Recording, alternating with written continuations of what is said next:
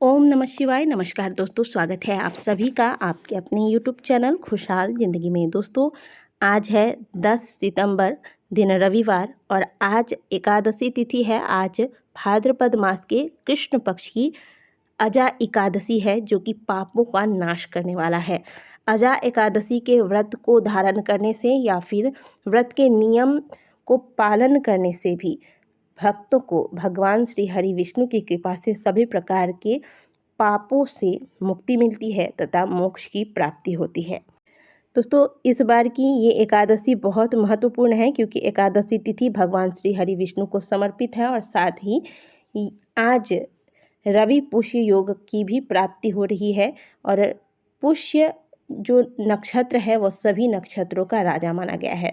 और रवि पुष्य नक्षत्र, और जब पुष्य नक्षत्र किसी खास दिन में पड़ जाए तो वह और भी ज़्यादा विशेष हो जाता है। जैसे रविवार या गुरुवार के दिन यदि पुष्य नक्षत्र की प्राप्ति होती है तो इसे इसी नाम से जाना जाता है, जैसे रवि पुष्य योग या फिर हम गुरु पुष्य योग कहते हैं। कई बार इससे संबंधित वीडियोस भी आपके लिए हम लेकर आए हैं। तो ये दोनों खास दिन हैं जब आपको पुष्य योग की प्राप्ति होती है, तो इसे अपना सौभाग्य समझना चाहिए।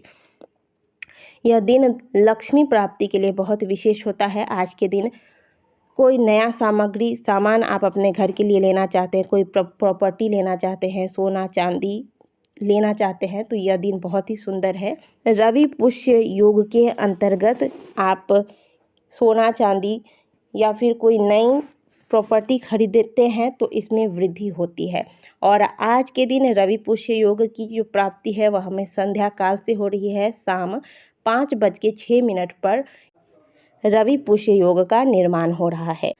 तो शाम के बाद रवि पुष्य योग के निर्माण होने के बाद माता लक्ष्मी के सामने शुद्ध होकर, यानी कि शुद्ध वस्त्र धारण करने के बाद एक घी का दीपक अवश्य लगाइएगा। लक्ष्मी प्राप्ति के लिए यह योग शुभ है ही। साथ ही जो बच्चे पढ़ने में कमज़ोर है, जिनका पढ़ाई में मन नहीं लगता या फिर बार बार याद करने के बाद भी भूल जाते हैं, ऐसे बच्चों के लिए भी यह दिन बहुत ही सुंदर है। से महापुराण के कथा के अंतर्गत केवल और केवल रवि पुष्य योग के दिन किए जाने वाले एक बहुत ही सुंदर सा उपाय का वर्णन किया गया है। इसे आपको शाम को 5:06 के बाद से करना है।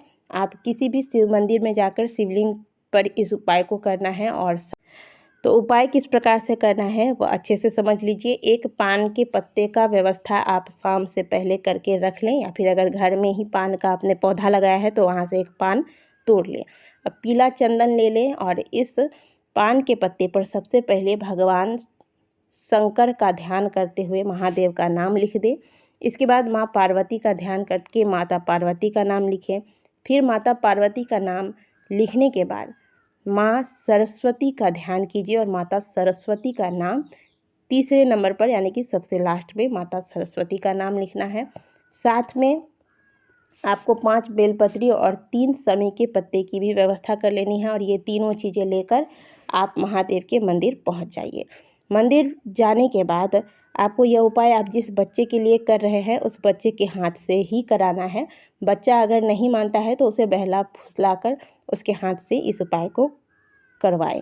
तो क्या करना है आपको, जो पान के पत्ते पर आपने महादेव, माता पार्वती और सरस्वती का नाम बच्चे से लिखवाया है, अब देखिए मान लीजिए कोई बच्चा है जो लिख नहीं सकता है, तो आप क्या कीजिएगा, तो ऐसे में महादेव का नाम लेकर एक बिंदी लगा दे, फिर माता पार्वती का नाम लेकर एक बिंदी लगा दे, फिर माँ सरस्वती का नाम लेकर एक बिंदी लगा दे। इस प्रकार से भी इस उपाय को किया जा सकता है।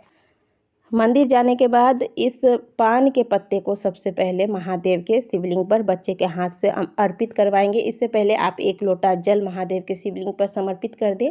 इसके बाद बच्चे के हाथ से सबसे पहले वो पान का पत्ता जिस पर आपने माता पार्वती, भगवान भोलेनाथ और सरस्वती का नाम लिखा है, महादेव के शिवलिंग पर समर्पित करवाएंगे। समर्पित कैसे करना है, जिस प्रकार से बेलपत्री आप चढ़ाते हैं, चिकना हिस्सा शिवलिंग को स्पर्श करता है, उसी प्रकार से यह पान की पत्ती भी आपको चढ़ानी है।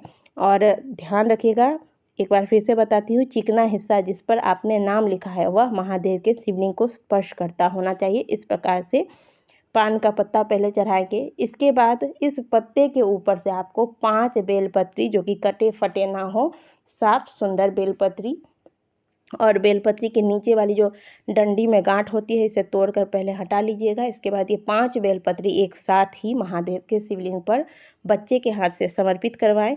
अब इस बेलपत्री के ऊपर 3 समी के पत्ते महादेव के शिवलिंग पर समर्पित बच्चे के हाथ से करवा देना है।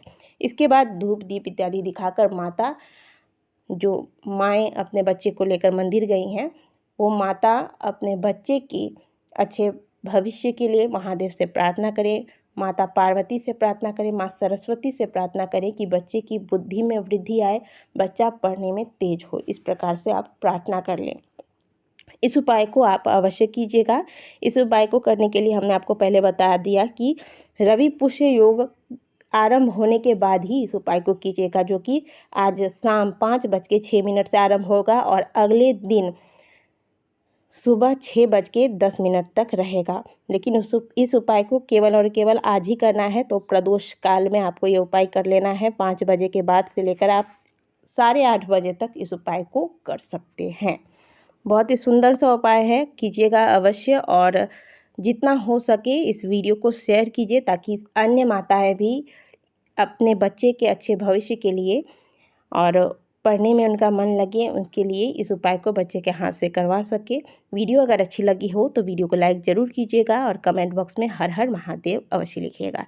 यदि आप हमारे चैनल पर पहली बार आए हैं तो चैनल को सब्सक्राइब अवश्य करें। मिलते हैं आपसे अगले वीडियो में, तब तक के लिए ओम नमः शिवाय, हर हर महादेव।